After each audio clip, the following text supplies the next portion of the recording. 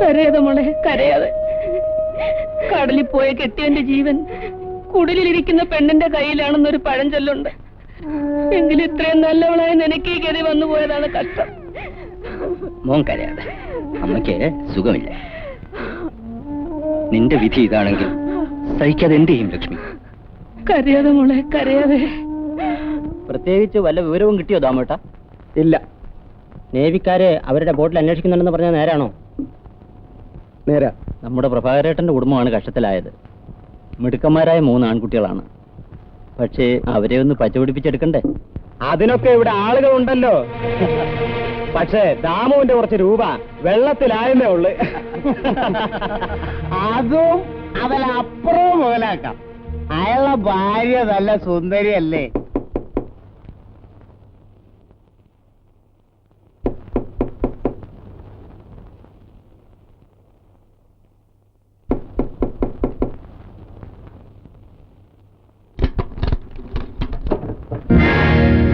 ലക്ഷ്മി, ഞാൻ നിന്നോടൊരു കാര്യം പറയാനാ വന്നത്. പ്രഭാകരൻ പോയ കടലിൽ എനിക്ക് ഇതുവരെ പോകാൻ തോന്നിയിട്ടില്ല. പ്രഭാകരൻ പോയി. നീ ഇനി എന്നും എന്റെ കൂടെ താമസിച്ചു. നിന്നെയും മക്കളെയും ഞാൻ പൊന്നുപോലെ നോക്കിക്കോളാം. താമോട്ട, ഈ സമയത്ത് ഇങ്ങനെയൊക്കെ എന്നോട് സംസാരിക്കാൻ നിങ്ങൾക്ക് എങ്ങനെ മനസ്സ് വന്നു? ഞാൻ പറയുന്നത് കേട്ടാൽ നിനക്ക് വിഷമമില്ലാതെ കഴിയാം. നിങ്ങൾ പോകുന്നുണ്ടോ? ഇല്ലെങ്കിൽ ഒച്ച വെച്ച് ആളെ കൂട്ടും. ആളെ കൂട്ടിയാൽ നിനക്ക് തന്നെ ദൂഷ്യം. പ്രഭാകരൻ എനിക്ക് കടപ്പെട്ടവന്. ഒരു കണക്കിന്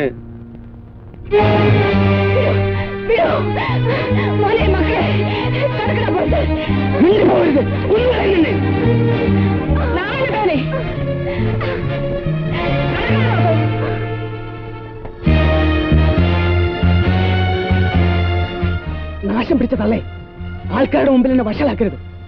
ഞാൻ മാത്രമേ നിങ്ങൾക്കുള്ളൂ എന്ന് ഓർത്തോളണം. എന്തായുടെ ബഹളം? എന്ത് പറ്റി? എന്തോ പറയാന്. ഞാൻ എന്റെ പണം ചോദിക്കാൻ വന്നതാ. അപ്പൊ അവളുടെ ഒരു ശീലാവതി ചമയല്. തമിട്ട അവിടെ ഒരു താമുവേട്ടൻ കെട്ടിയോനില്ലാതായപ്പോഴേ ഒരാളെ കണ്ടുപിടിച്ചത്. എന്റെ മോനെ പ്രായത്തിനിടയ്ക്ക് ഒരു പെങ്കൊച്ചിന്റെ മുഖത്ത് പോലും നോക്കിയിട്ടില്ല. ചേച്ചേ, എവൾ ഇത്രയ്ക്ക് ചീത്തയാണെന്ന് എനിക്കിപ്പോഴാ മനസ്സിലായത്. എവൾ ഒരുത്തി കാരണം ആ പാവം പിടിച്ച പ്രഭാകരനെ കടലമ്മ വിഴുങ്ങിയത്. പ്രഭാകരൻ എനിക്ക് കാശ് തരാനുള്ളത് നിങ്ങൾക്ക് എല്ലാവർക്കും അറിയാവുന്നതല്ലേ? ഞാനതൊന്ന് ഓർമ്മിപ്പിക്കാൻ വന്നതാ. ഞാനിപ്പോ വന്നില്ലായിരുന്നെങ്കിൽ എന്റെ ചെറുക്കനും പോയേനും രൂപയും പോയേനെ. പിന്നെ അമ്മയൊന്ന് ചുമ്മാതിരി. ഞാൻ ദാമു ആണെങ്കിൽ ഈ കാശ് ഞാൻ വാങ്ങിക്കും. എടേ, ഒരാഴ്ചക്കുള്ളിൽ എന്റെ പണം തന്നില്ലെങ്കിൽ പിന്നെ കളി വേറെയാ.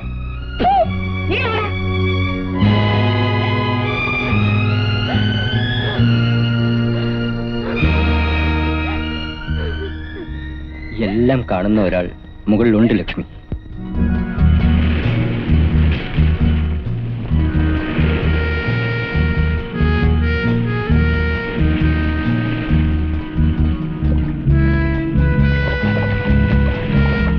വിക്ടർ,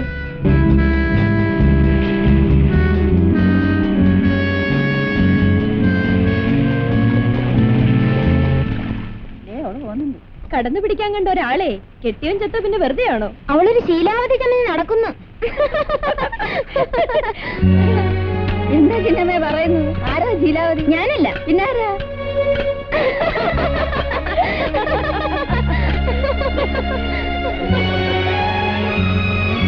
പെണ്ണിന് ഈ കടപ്പുറത്ത് സ്ഥാനമില്ല. ഇനി ഇവിടെ നിന്ന് ഈ കടപ്പുറം മുടിയും.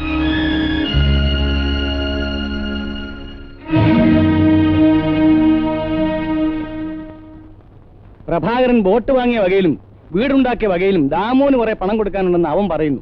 അത് നീ ഉടനെ അവന് കൊടുക്കണം. കൂലി വേല ചെയ്തിട്ടെങ്കിലും ഞാനത് തിരിച്ചു കൊടുക്കും. എനിക്ക് കുറച്ച് സമയം തരണം. കൂലി വേല ചെയ്ത് എന്നത്തേക്ക് വരാന്? ആ, നീ എന്ത് പറയുന്നു ദാമു?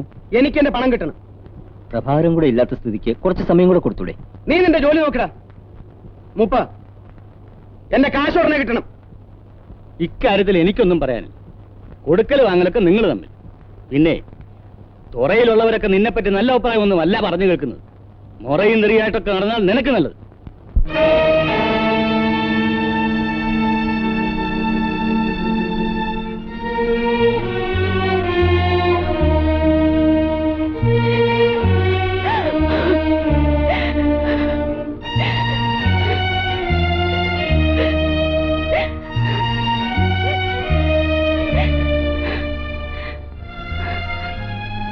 അപ്പുറത്തെല്ലാരും പറയുന്ന കേട്ടില്ലേ? ഞാൻ ചീത്തയാണത്ര. ഞാൻ കാരണമാണ് ചേട്ടൻ മരിച്ചതെന്ന്. How is he? He's all right. He wants to go home, sir. Let him get on with coaching. Okay, sir. Take it easy, ma'am. സായിപ്പ് എന്ത് പറഞ്ഞു? കൊച്ചിക്കടുത്ത് മിസ്റ്റർ പ്രഭാകരൻ ഇറങ്ങാം. എന്റെ ജീവൻ തിരിച്ചെന്ന് നിങ്ങളോടല്ല എങ്ങനെ നന്ദി പറയണമെന്ന് എനിക്ക് അറിഞ്ഞൂടാ. ഓ, ഇതൊക്കെ ഞങ്ങളുടെ കടമയല്ലേ. ഇതാ നല്ല തണുപ്പുണ്ട്, ഈ ഷർട്ട് ഇട്ടുള്ളൂ.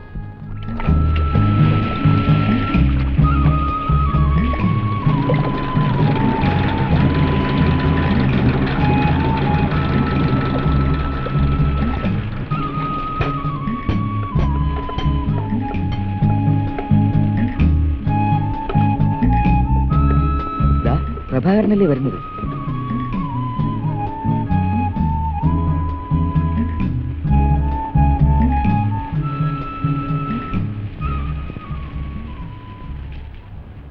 മാധവ, നമ്മുടെ പ്രഭാകരനല്ലേ പോകുന്നു?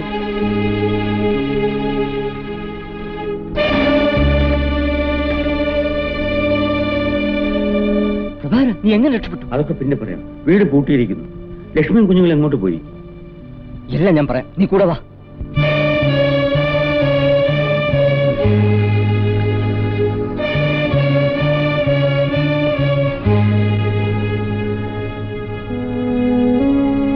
രാമേട്ടാ, പ്രഭാകരേട്ടൻ മരിച്ചിട്ടില്ല, തിരിച്ചു വന്നിരിക്കുന്നു.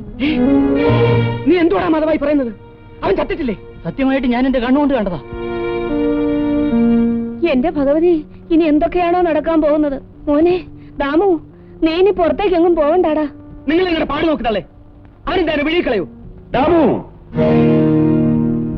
പ്രഭാകരനോ? കെട്ടിയവൻ കടലിൽ പോയാ കുടിയിരിക്കുന്ന പെണ്ണിന്റെ കൈക്ക് പിടിക്കുന്ന മുറന്ന് എന്ന് തുടങ്ങിയടാ. കെട്ടിയവനുണ്ടാക്കിയ കടം കുടിയിലിരിക്കുന്ന പെണ്ണ് തീർക്കാൻ തുടങ്ങിയ അന്നു മുതൽ. എന്റെ കെട്ടിയോള് പിഴച്ചവളായിരുന്നെങ്കിൽ നിന്റെ കണക്ക് തീർക്കാൻ കടലമേനെ ഇങ്ങോട്ട് വിടില്ലായിരുന്നു. നിന്റെ കെട്ടിയോള് പഴിച്ചതിന് എന്നോട് പഴി തീർക്കാൻ വന്നിരിക്കുകയാണോ? എടാ,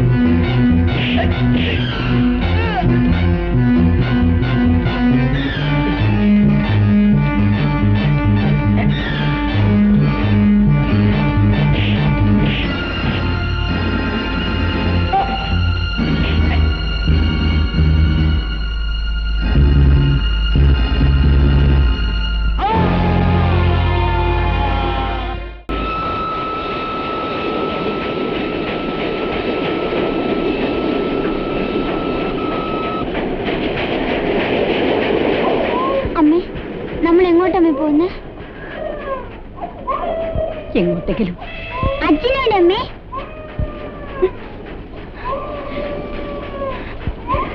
എന്റെ മക്കളെ,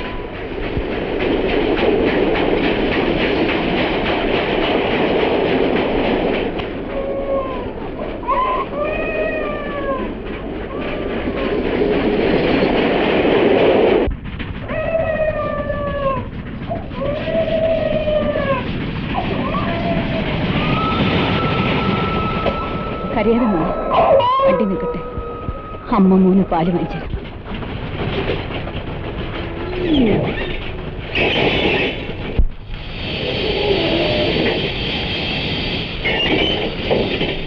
മക്കളിവിടെ ഇരിക്കെ, അമ്മ മോന് പാല് വാങ്ങിട്ട് ഇപ്പൊ വരാം.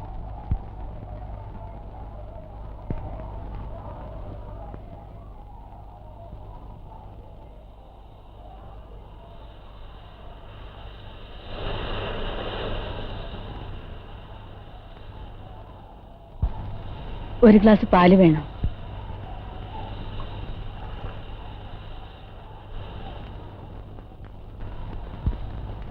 മോൻ പാല് കുടിക്കും.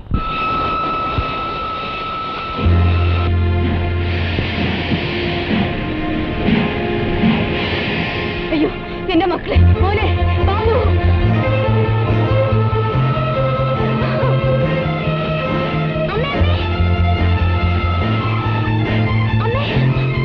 എന്ത് ചെയ്യാൻ പോകുന്നു? എന്റെ അമ്മ കേറിയിട്ടില്ല. അമ്മ അടുത്ത കമ്പാർട്ട്മെന്റിൽ എവിടെയും കയറിയിട്ടുണ്ടാവും. വണ്ടി നിന്നിട്ട് നമുക്ക് നോക്കാം. നീ വാ. അയ്യോ എന്റെ മക്കളെ, ബാബു മോനെ, അയ്യോ.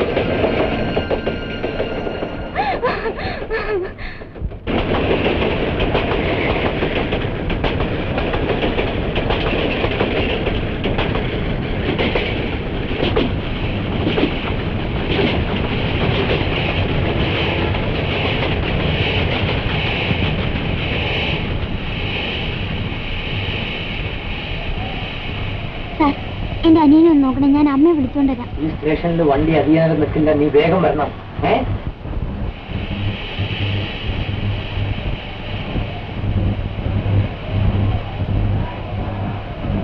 അമ്മേ, അമ്മേ, അമ്മേ,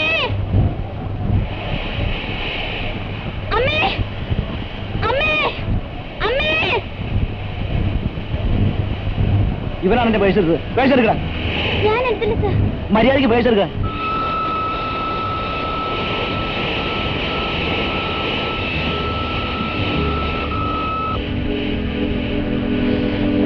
പേഴ്സ് ഇവിടെയുണ്ട്. ഇവനാ പേഴ്സ് എടുത്തത്.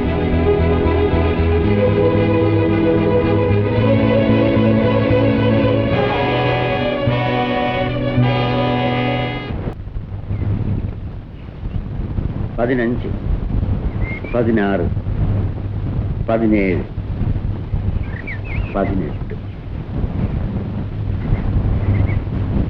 നീണ്ട 18 വർഷം.